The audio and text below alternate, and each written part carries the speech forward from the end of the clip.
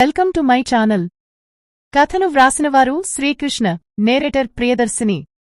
వీడియోని లైక్ చేసి, షేర్ చేసి, ఛానల్ను సబ్స్క్రైబ్ చేసి, వీడియోపై మీ అభిప్రాయం కామెంట్ రూపంలో తెలియజేయగలరు. అది ఒక కోడి కూసే జాము. శివారాధనకు సమయం అవుతుండటంతో సుమారు 70-80 ఏళ్ల వయసుగల మహారాణి రుద్రాంబ నిద్ర నుండి మేల్కొని కాలకృత్యాలు తీర్చుకొని త్రిపురాంతకంలో అంబదేవుడి తిరుగుబాటు అణచివేయాలని వచ్చి ఏర్పాటు చేసిన తన సైనిక శిబిరం నుండి కాస్త బయటకు వచ్చి పక్కనే ఉన్న ఒక శివాలయంలో నిష్ఠతో పూజిస్తుండగా కొంతమంది శత్రు సైనికులు నిశ్శబ్దంగా అడుగులో అడుగు వేస్తూ వచ్చి ఆ గుడిని చుట్టుముట్టారు. వారిలో ఒకడు, "అరేయ్, ఒంటరిగా ఉన్న అంత ముసలిదాన్ని చంపడానికి ఇంతమంది అవసరమా? నేను ఒక్కడిని వెళ్ళి ఆమెను ఒకే పోటుతో పరలోకానికి పంపించి వస్తాను" అన్నాడు. అది విన్న రెండవవాడు, "ష్ ష్, చిన్నగా మాట్లాడురా.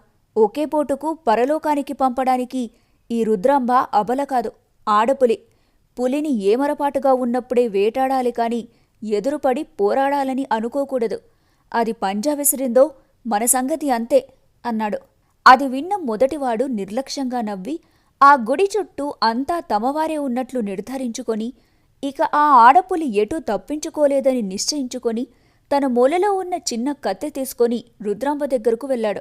వాడి దురదృష్టవశాత్తు అప్పటికే పూజ పూర్తయి రుద్రాంబ తన సైనిక శిబిరానికి వెళ్లడానికి వెనక్కి తిరిగింది. ఎదురుగా ఉన్న శత్రు సైనికులను చూసి రుద్రాంబ భయపడలేదు. అది చూసి ఎదురుగా ఉన్నవాడు కాస్త ఆశ్చర్యపడి, "ఇంతమంది శత్రు సైనికులు చుట్టుముట్టినా నీ కళ్లలో భయం కనపడలేదు కదా రుద్రాంబ? చివరిసారిగా అయినా నీలో భయం చూడాలి అనుకుంటున్నాను. ఒకసారి భయపడవా?" అన్నాడు. దానికి రుద్రాంబ నవ్వి, "పిచ్చోడా, నన్ను చూసి భయపడుతున్న వారిని చూసి నేనెందుకు భయపడాలి?" అన్నది. దానికతడికి కోపం వచ్చి, "నిన్ను చూసి ఇక్కడ ఎవరూ భయపడటం లేదు" అన్నాడు. దానికి రుద్రాంబ మళ్లీ నవ్వి, "భయపడకనే ఒంటరిగా ఉన్న ఒక ఆడదాన్ని చంపడానికి ఇంతమందిని పంపించాడేమిటి మీ త్రిపురాంతక అంబదేవుడు?" అన్నది. "నన్ను పంపింది అంబదేవుడు కాదు. అంబదేవుడు కాకపోతే శవునులైన ఆ దేవగిరి యాదవులా లేక పాండ్యులా? చావబోతున్న నీకు ఆ అనవసర విషయాలు దేనికి? అవునవును, ఇప్పుడు వారు ముగ్గురు వేరువేరు కాదు, అందరూ కలిసిపోయారు కదా. కాని అందరూ కలిసి కూడా నన్ను చంపడానికి వీరుడిని పంపకుండా మాటకారిని పంపించారేమిటి?" అన్న రుద్రాంబ మాటలకు కోపం వచ్చి, "నన్ను నా వీరత్వాన్ని అవమానించిన నిన్ను ఏం చేస్తానో చూడు" అని కత్తె తీసుకొని రుద్రాంబ దగ్గరకు పరిగెత్తుకుంటూ వెళ్ళాడు. అంతే, ఏం చేస్తానో చూడు అని వెళ్లినవాడు ఏం చేయకుండానే కత్తి మెడకు గుచ్చుకొని కిందకు పడిపోయాడు. ఇంత ముసలి వయసులోనూ రుద్రాంబ ఇంత వేగంగా శక్తివంతంగా తమపై తిరగబడుతుందని అక్కడున్నవారెవరూ ఊహించలేదు. ముందే చెప్పాను వాడికి, అది అబల కాదురా ఆడపులి, రుద్రాంబతో జాగ్రత్తగా ఉండమని. వినలేదు, చచ్చాడు. "అరేయ్, ఇప్పటికైనా నా మాట విని అందరూ ఒకేసారి ఆమె మీద దాడి చేసి చంపండి" అని అరిచాడు. దాంతో అక్కడున్నవారందరూ ఒకేసారి నిరాయుధురాలిగా ఉన్న రుద్రాంబ మీదకు ఉరికారు. ఒంటరిగా ఉన్నా కూడా రుద్రాంబ వారిని ధైర్యంగానే ఎదుర్కొని పోరాడుతోంది. ఇంతలో సైనిక శిబిరంలో అంబదేవుడితో జరగబోయే యుద్ధం గురించి చర్చించడానికని రుద్రాంబ యొక్క సేనాపతి మల్లికార్జున నాయకుడు ఆమె గుడారం దగ్గరకు వచ్చాడు. చూస్తే ఆమె అక్కడ లేదు. "సామ్రాజ్ఞి ఎక్కడికి వెళ్ళింది?" అని పక్కనే కాపలా ఉన్నవాడిని మల్లికార్జునుడు అడిగాడు. "ప్రభు, ఆమె మేము తోడు వస్తామని చెప్పినా వినకుండా ఒంటరిగా ఆలయానికి వెళ్లారు" అని అతడు చెప్పడంతో మల్లికార్జునుడు కాస్త కోపంగా, "ఆమె ఒంటరిగా వెళ్తానంటే మీరెలా వెళ్లనిచ్చారు?" అని అక్కడున్న వారిపై చిర్రుబ్బురులాడుతూ, "వయసు మీద పడినా ఆమెకు ఇంతటి సాహసం దేనికో? శత్రువులు పొంచి ఉన్న ఈ ప్రాంతంలో ఈ సమయంలో ఇలా ఒంటరిగా వెళ్లడం దేనికో?" అంటూ వడివడిగా రుద్రాంబ వెళ్లిన శివాలయం వైపు నడిచాడు. అతడు ఆ శివాలయం దగ్గరగా వెళ్లేసరికి లోపల నుండి పోరాడుతున్న కత్తుల శబ్దం వినపడింది. తాను ఊహించినట్టే అక్కడ ఏదో ప్రమాదం జరుగుతోందనిపించి ఏమీ ఆలోచించకుండా వెంటనే ఆలయంలోకి పరుగులాంటి నడకతో చేరుకొని రుద్రాంబను చుట్టుముట్టిన శత్రువులను చూసి రేయ్ అంటూ సింహంలా అరిచి పోరాటంలో ఆమెకు సాయం చేయడానికి ముందుకు దూకాడు. తనకు సాయంగా సేనాపతి మల్లికార్జున నాయకుడు కూడా రావటంతో రుద్రాంబ సంతోషించి వారితో మరింత ఉత్సాహంగా పోరాటం మొదలుపెట్టింది. వారిద్దరినీ ఓడించడం ఇక అసాధ్యమనే భయం శత్రు సైనికుల్లో మొదలైపోయింది. కాని ఆ పోరాటంలో ఒకసారి ఏమరపాటుగా ఉన్న మల్లికార్జున నాయకుడిని వారిలో ఒకడు కత్తితో తీవ్రంగా గాయపరిచాడు. అంతే, తన సేనాధిపతి తీవ్రంగా గాయపడి కింద పడిపోవడంతో రుద్రాంబ బాధతో మల్లన్నా అని అరచి ఒక్క క్షణం ఆమె కూడా ఏమరపాటుగా ఉండిపోయింది. ఆ క్షణం కోసమే ఎదురుచూస్తున్న శత్రువులు ఆమెను కూడా వెన్నుపోటు పొడిచి తీవ్రంగా గాయపరిచారు. దాంతో వృద్ధురాలైన ఆమె కూడా కుప్పకూలిపోయింది. అది చూసి మల్లికార్జున నాయకుడు కూడా తల్లి రుద్రాంబిక అని బాధతో అరిచి తన వైపు తానే ఒకసారి నీరు నిండిన కళ్లతో చూశాడు. అప్పుడు తన మొలకున్న బూర కనిపించింది. రుద్రాంబ కనబడలేదు అనే తొందరలో అప్పటి వరకు మల్లికార్జున నాయకుడు దానిని గమనించలేదు. వెంటనే దానిని చేతిలోకి తీసుకొని చివరిసారిగా అతడు తన ఊపిరినంతా కూడదీసుకొని తన బూరను గట్టిగా ఊదాడు. దాంతో కాస్త దగ్గర్లోనే ఉన్న తన శిబిరంలోని తన సైనికులు అది విని తమ సేనాధిపతి ఏదో ప్రమాదంలో ఉన్నాడని గమనించి ఆయుధాలతో వారందరూ కూడా ఆ ఆలయం వైపు ఉరుకులు పరుగులతో వస్తుండటం చూసి రుద్రాంబను చంపడానికి వచ్చిన శత్రు సైనికులు రుద్రాంబను మరికొన్నిసార్లు పొడిచి అక్కడ్నుండి ఉడాయించారు. అక్కడికి వచ్చిన తన సైనికులతో ముందు మన సామ్రాజ్ఞిని కాపాడండి అని మల్లికార్జునుడు అనటంతో కొందరు తీవ్రంగా గాయపడిన రుద్రాంబికను సపర్యలు చేయడానికని ఆమెను లేవదీయడానికి ప్రయత్నించారు. కాని అప్పటికే ఆమె తన తుదిశ్వాస విడిచింది. మరణంలోనూ చెరగని చిరునవ్వుతోనూ తేజస్సు తగ్గని ముఖంతోనూ ఉంది ఆమె ముఖం. అది చూసి కుమిలి కుమిలి ఏడుస్తూ మల్లికార్జున నాయకుడు కూడా మరికొన్ని క్షణాల తర్వాత కన్నుమూశాడు. సుమారు 50-60 సంవత్సరాలు తమని రాజ్య ప్రజలను సొంత పిల్లలుగా పరిపాలించిన మహారాణి రాయగజకేసరి, ఆమెలో అందరూ అమ్మతనాన్ని చూస్తూ రుద్రాంబగా పిలుచుకునే రుద్రమదేవి అలా శత్రువుల వెన్నుపోటుకు మరణించడం అక్కడున్న ప్రతి ఒక్కరిని తీవ్రంగా కలిచివేసింది. అందరూ అమ్మను కోల్పోయినంత బాధతోనే బోరున విలపించారు. సేనాధిపతి అయిన మల్లికార్జున నాయకుడు, సర్వస్వతంత్ర త్రిలింగ రాజ్యానికి మహారాణి, కాకతీయ వంశం వారసురాలైన రుద్రమదేవి కూడా మరణించడంతో సైనికులందరూ ఆ శిబిరాలను ఖాళీ చేసి వెళ్లిపోయారు. రుద్రమదేవి పార్థివదేహాన్ని చూడటానికి సమస్త ఆంధ్రదేశము రాజధాని నగరమైన ఏకశిలా నగరం లేదా ఆంధ్రనగరిగా పిలువబడే ఓరుగల్లుకు అశ్రునయనాలతో పయనమయ్యారు. ఆమె మరణంతో రాజ్య పర్యటనను అర్థాంతరంగా ముగించుకొని వచ్చిన రుద్రమదేవి దత్తపుత్రుడైన కుమారరుద్రుడు ఎటువంటి ఉలుకు పలుకు లేకుండా ఆమె పార్థివదేహాన్ని చూస్తూ అలాగే నిశ్శబ్దంగా నిలబడి ఉన్నాడు.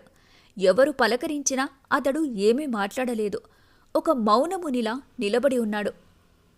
ఆమె పార్థివదేహాన్ని దర్శించుకొని వెళుతున్న ఆ జనసందోహంలోని ఒక మూలలో మగపిల్లలు లేరని, తన కూతురు కొడుకైన ఈ కుమార రుద్రుడిని దత్తతకు తీసుకొని తన రాజ్యవారసుడిగా ప్రకటించింది ఆ రుద్రమదేవి.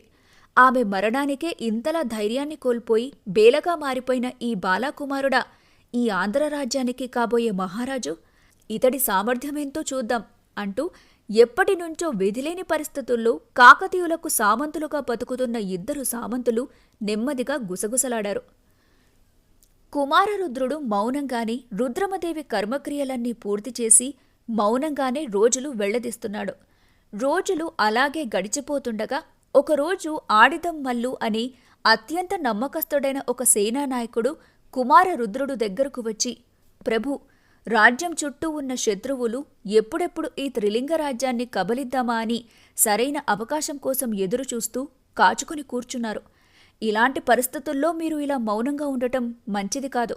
ఇక శత్రువుల ఎత్తులను చిత్తు చేయడానికి ఇక కార్యోన్ముఖులైతే మంచిదని నా అభిప్రాయం ప్రభు అని వినయంగా చెప్పాడు. అది విన్న కుమారరుద్రుడు ప్రశాంతంగానే, వెళ్ళి మీరు విశ్రాంతి తీసుకోండి, దాని గురించి రేపు మాట్లాడుదాం అని అన్నాడు. అది విని ఆడిదమ్మల్లు మరొకటి ఏదో చెప్పాలని చూస్తుంటే, రేపు తప్పకుండా దాని గురించి మాట్లాడుదామన్నాను కదా, మరేది ఆలోచించకుండా ప్రశాంతంగా వెళ్ళి మీరు ఈరోజు విశ్రాంతి తీసుకోండి అని కుమారరుద్రుడు అనటంతో వేరే ఏమీ చేసేది లేక మల్లునాయకుడు తన ఇంటికి మౌనంగా తిరిగి వెళ్ళిపోయాడు. ఇంటికి వచ్చిన మల్లునాయకుడిని అతడి భార్య, మహారాజుకు ఏదో అత్యవసరమైన విషయం చెప్పాలని వెళ్ళావు కదా, వెళ్ళిన పనేమైంది అని అడిగింది. దానికి మల్లునాయకుడు కాస్త చిరాకుగా, ఏమీ అవలేదు అన్నాడు. అదేమిటండి, ఏమీ అవలేదంటున్నారు? ఏమైంది? ఇంతకీ మహారాజు కుమారరుద్రుల వారిని కలిశారా? ఇంతకీ ఆయనకు చెప్పాలన్న అంత అత్యవసరమైన విషయం ఏమిటో నాకు చెప్పండి అని ఆమె కాస్త ఉత్సుకతతో అడిగింది. నేను చెప్పింది వినాలనే ఈమెకున్న ఆసక్తిలో కనీసం 10వ వంతు కూడా ఆ చక్రవర్తికి లేకపోవడమేమిటో అని మల్లునాయకుడు బాధపడి, చెప్పడానికేముంది, దక్షిణ దిశగా ఉన్న అంబదేవుడు మన మహారాణి మరణం తర్వాత మరింత విజృంభించి సర్వం ఆంధ్ర మహీపతి అని తన శాసనాల్లో కూడా వ్రాయించుకుంటున్నాడు. అంటే సర్వ ఆంధ్ర రాజ్యానికి అధిపతిని అని. అదేమిటండి, మన కాకతీయ సైన్యం ముందు సామంతుడైన అంబదేవుడి సైన్యం ఏ మూలకు సరిపోదు కదా? అవును, సరిపోదు. ఆ విషయం ఆ అంబదేవుడికి కూడా బాగా తెలుసు. అందుకే అతడు మన రాజ్యానికి చిరకాల శత్రువులైన దేవగిరి పాలకులు, శవున వంశజులైన రామచంద్రదేవుడితో మైత్రి ఒప్పందం చేసుకున్నాడు. ఎంత అన్యాయమండి! మన రాజ్యం వినాశనం కోరే ఆ యాదవులతో చేయి కలిపాడా ఆ అంబదేవుడు? అంతేకాదోయ్, సింహపురిని పరిపాలిస్తున్న గోపాలుడనేవాడు పాండ్యరాజుల తొత్తుగా మారాడు. వాడితో కూడా ఆ అంబదేవుడు ఒక రక్షణ ఒప్పందం చేసుకున్నాడు. ఒకవేళ తన పైన కుమారరుద్రుడు దండయాత్రకు వస్తే ఆ యుద్ధంలో తనకు సహాయంగా రావాలని. అంతేకాదు, కుమారరుద్రుడు తనపై దాడి చేసేందుకు సైన్యంతో మన ఏకశిలానగరం దాటగానే ఉత్తరాన ఉన్న శైవునులకు సమాచారమిస్తాడట. దాంతో వెంటనే వారొచ్చి మన రాజధాని నగరంపై దాడి చేసి స్వాధీనం చేసుకోవడంతో పాటు అంబదేవుడికి కూడా సహాయం అందించాలని వారితో కూడా ఒక ఒప్పందం చేసుకున్నాడు. సొంత రాజ్యంలో అంబదేవుడు, గోపాలుడు వంటి అంతర్గత శత్రువులతో మాత్రమే కాక ఉత్తరాన యాదవులతోనూ, దక్షిణాన పాండ్యులతోనూ, పడమరగా వీరితో పోలిస్తే కొంత తక్కువ ప్రమాదకారి అయిన హోయసల బల్లాలుడు కూడా విజృంభించి మన రాజ్యాన్ని కబలించే అవకాశం లేకపోలేదు. ఇప్పటికే ఆ బల్లాల దేవుడు గతంలో మన రాజ్యంలోని భాగాలైన చంద్రగిరితో పాటు పాండ్యుల రాజ్యంలోని తొండమండలంను కూడా తన రాజ్యంలో కలుపుకున్నాడు. చుట్టూ ఇంత విపత్కర పరిస్థితుల్లో రాజ్యం చిక్కుకొని ఏ క్షణం ఎటువంటి ఆపద ముంచుకు వస్తుందో అనే అభద్రతా భావముంటే మన చక్రవర్తి కుమారరుద్రుడు మాత్రం ఏమీ పట్టనట్టు వ్యవహరిస్తున్నారు.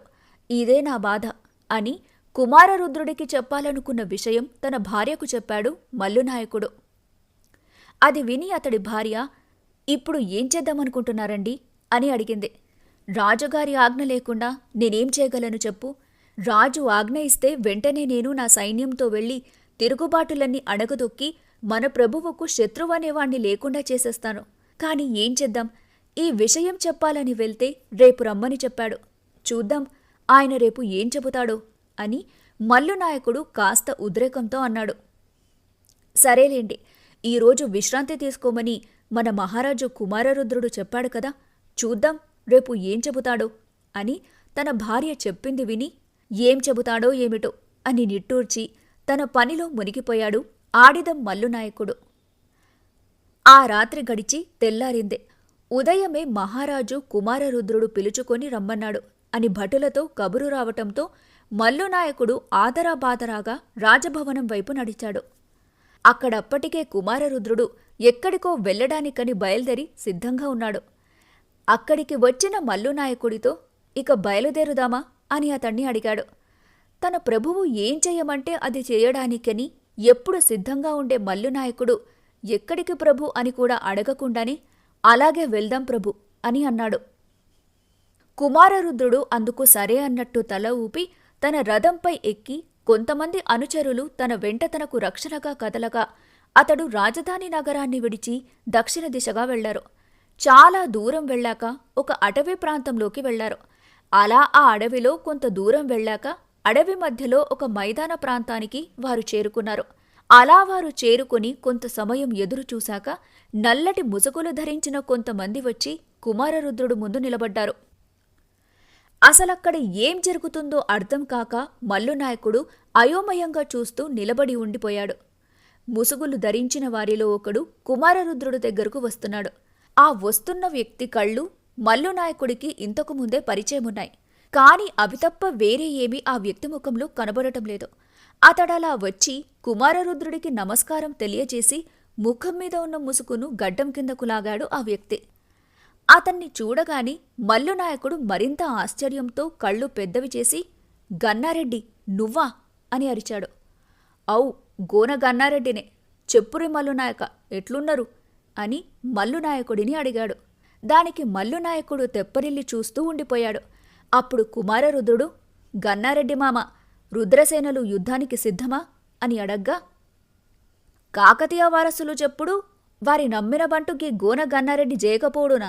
మీరు చెప్పినట్లే గీ 72 మంది నాయంకరులను 9 లక్షల రుద్రసేనను యుద్ధం చేయడానికి శిక్షనిచ్చి సిద్ధం చేసిన జూడుండ్రి అంటూ తన వెనుకున్న నాయంకరుల వైపు మళ్లీ సైగ చేశాడు. వారు కూడా వెనక్కి తిరిగి వారి చేతిలో ఉన్న బూర తీసి ఊదగా దట్టమైన చెట్ల నుండి చీమల వరుసలు వచ్చినట్టు ఒక క్రమశిక్షణతో సైనికులందరూ తమ తమ ఆయుధాలతో వచ్చి ఆ మైదాన ప్రాంతమంతా కప్పివేసినట్టు వచ్చి నిలబడ్డారు. ఇంకా చాలామందికి ఆ స్థలం సరిపోక అలా చెట్ల మధ్యలోనే నిలబడిపోయారు. అది చూసి, మామా, నీ శిక్షణ అద్భుతం, రేపే యుద్ధానికి మన పయనం అని కుమారరుద్రుడు గన్నారెడ్డిని మెచ్చుకున్నాడు. దానికి గోన గన్నారెడ్డి, గట్లనే ప్రభు అన్నాడు. ఇక వెళ్దామా అని కుమారరుద్రుడు మల్లునాయకుడిని అడిగాడు. దానికతడు, ఒక్క క్షణం ప్రభు, అసలు ఇంతమంది సైన్యంను ఎప్పుడిక్కడకు రప్పించారు? ఎప్పుడు శిక్షణ ఇచ్చి యుద్ధానికి సిద్ధం చేశారు? అసలు ఏం జరుగుతోంది? ఇక్కడింత జరుగుతున్నా నాకు ఒక్క మాట కూడా ఎందుకు చెప్పలేదు? ఒకవేళ తనకు ఈ విషయం చెప్పుంటే నా సైన్యాన్ని కూడా ఇక్కడకు శిక్షణకు పంపేవాడిని కదా అని కుమారరుద్రుడితో అనేసరికి, గమ్మునుండవయ్యా, నీ సైన్యం కూడా ఇక్కడే శిక్షణ తీసుకుంటోంది గాని అని గన్నారెడ్డి అనేసరికి, ఇది కూడా నాకెందుకు చెప్పలేదు ప్రభు అన్నట్టు మల్లునాయకుడు కాస్త ఉద్రేకంతో కుమారరుద్రుడి వైపు చూస్తూ ఉంటే, చూడు మల్లు, గట్ల ఏల చూస్తావులే, మన మహారాజు వైపు గాని నీకు అసలే ఉద్రేకం ఎక్కువ. గీసుంటివన్నీ నీకు చెప్పినమనుకో, మన రాజ్యంలో ఉన్న శత్రురాజుల గూఢాచారులతో ఎవరితోనైనా నీ కోపంతోనూ మరొకటైన దాంతో గాని గాళ్ళకెరికైందనుకో, మన సైనిక వ్యూహం మొత్తం దెబ్బతింటది. అందుకే గీ విషయం ఎవ్వరికీ చెప్పకండ్రని మన మహారాజుతో నేనే చెప్పిన. అంటే మహారాజు నిన్ను అడగకుండా కూడా నీ సైన్యంను వాడుకునే చనువుంది గనుకనే ఈ విషయం నీకు ముందుగాలే చెప్పలే. అంతేగాని నీ మీద గాని నీ ప్రభుభక్తి మీద గాని మన మహారాజు గారికి ఎసుంటి అనుమానం లేదులే. మహారాజు గారు నీకు రేపటి ఉదయం ఒక గొప్ప అవకాశమిస్తారు.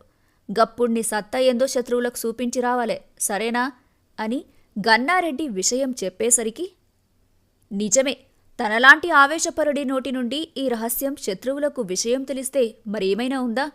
గన్నారెడ్డి చెప్పింది నిజమే. మన రాజ్య సంరక్షణ కోసమే నన్ను, నా సైన్యాన్ని ఎలాగైనా ఉపయోగించుకునే అధికారం, చనువు మహారాజుగారికున్నాయి కదా అని కాసేపు శాంతంగా ఆలోచించిన మల్లునాయకుడు, కొంచెం ఆవేశపడ్డాను, క్షమించండి ప్రభు, మీ ఆజ్ఞ ఏమిటో చెప్పండి అని మహారాజును అడిగాడు.